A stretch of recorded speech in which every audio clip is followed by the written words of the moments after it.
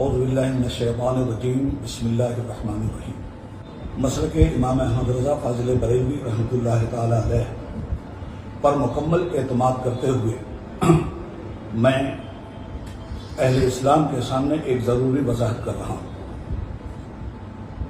اللہ رب العالمین اپنے پیارے حبیب صلی اللہ علیہ وسلم کے صدقے میں ہمیں ایسی ذلت لسان و قلم سے محفوظ فرمائے جو باعث ضلالت و گمراہیت اور رب قدیر جل جلالہ کے غضب و جلال کا باعث ہو۔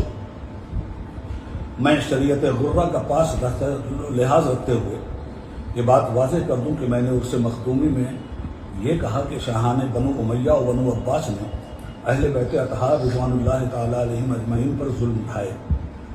حاشا و کلّا، اس سے میری مراد سیدنا امیر معاویہ رضی اللہ تعالیٰ عنہ کی ذات اقدس ہرگز نہ تھی، بلکہ میری مراد مروان، مامون اور یزید پلید جیسے لوگ تھے۔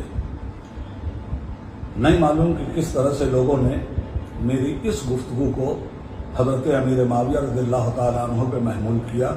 میں اللہ سے اس کی توبہ کرتا ہوں۔ نیز روافظ کا قتل امام علی مقام رضی اللہ تعالیٰ عنہ کے جواز کی نسبت حضرت قاضی شرح رضی اللہ تعالیٰ عنہ کی طرف کرنا بالکل غلط و باطل ہے، گو کہ اس طرح کی تعبیرات سے مجھے پرہیز کرنا چاہیے تھا۔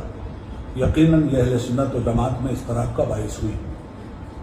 جہاں تک حضرت امیر معاویہ رضی اللہ عنہ کی بات ہے تو میں ان کی تعظیم و احترام کا قائل ہوں، اس وضاحت کے ساتھ کہ وہ خطائے اجتہادی سے مبرہ نہیں ہیں۔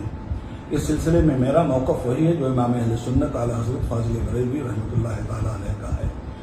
فرماتے ہیں، بالجملہ ہم اہل حق کے نزدیک حضرت امام بخاری کو حضور پرنور امام اعظم سے وہی نسبت ہے جو حضرت معاویہ کو حضور پرنور امیر المومنین مولا المسلمین سیدنا و مولانا علی المرتضیٰ کرم اللہ تعالیٰ وجہ الکریم سے کہ فرق مراتب بے شمار اور حق بدست حیدر کر رہا ہے، مگر معاویہ بھی ہمارے سردار، کان ان پر بھی قائل فجار۔ فتح رضویہ جلد نمبر 10 صفحہ نمبر 202۔ ہمارا مقصد کبھی بھی حضرت معاویہ کی گستاخی نہیں رہا۔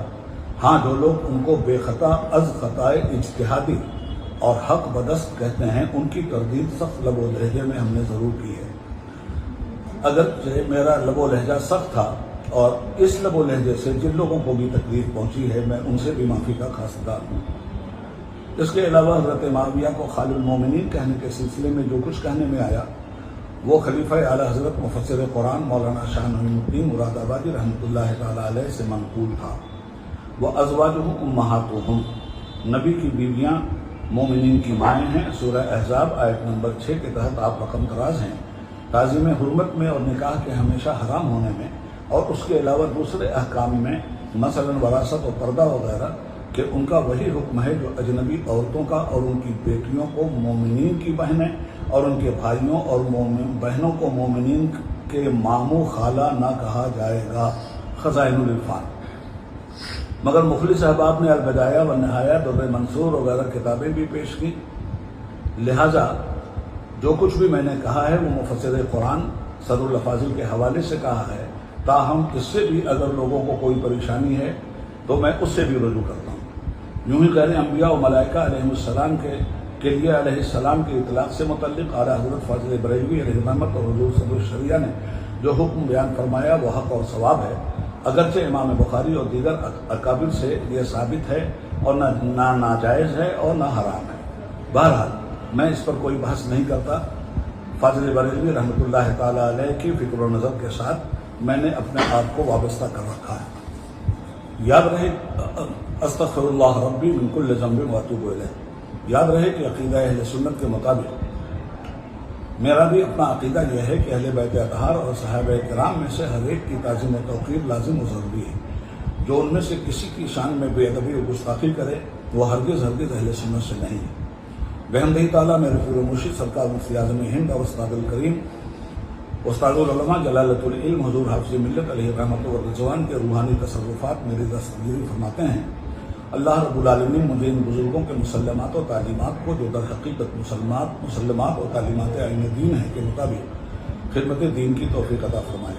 ایک بار پھر میں اپنی تمام غلطیوں اور خطاؤں کو ندامت کے ساتھ اپنے سامنے رکھتے ہوئے رب قدیر کی بارگاہ میں کھلی ہوئی توبہ کرتا ہوں۔ اللہ تعالیٰ مجھے اس پہ قائم بھی رکھے اور میرا خاتمہ بھی خیر فرمائے۔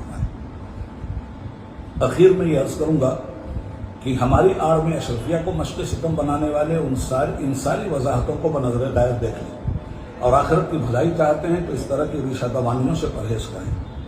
اشرفیہ کے لیے میں ہمیشہ سینہ سپر رہا ہوں اور آئندہ بھی رہوں گا۔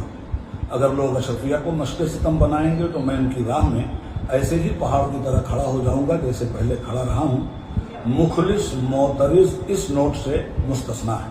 استغفر اللہ ربی من کل ذنب واتوب الیہ۔ آمین بجاہ النبی الامین وعلی آلہ واصحابہ اجمعین۔ خدا حافظ۔ السلام علیکم۔ عبید اللہ خان عاصم۔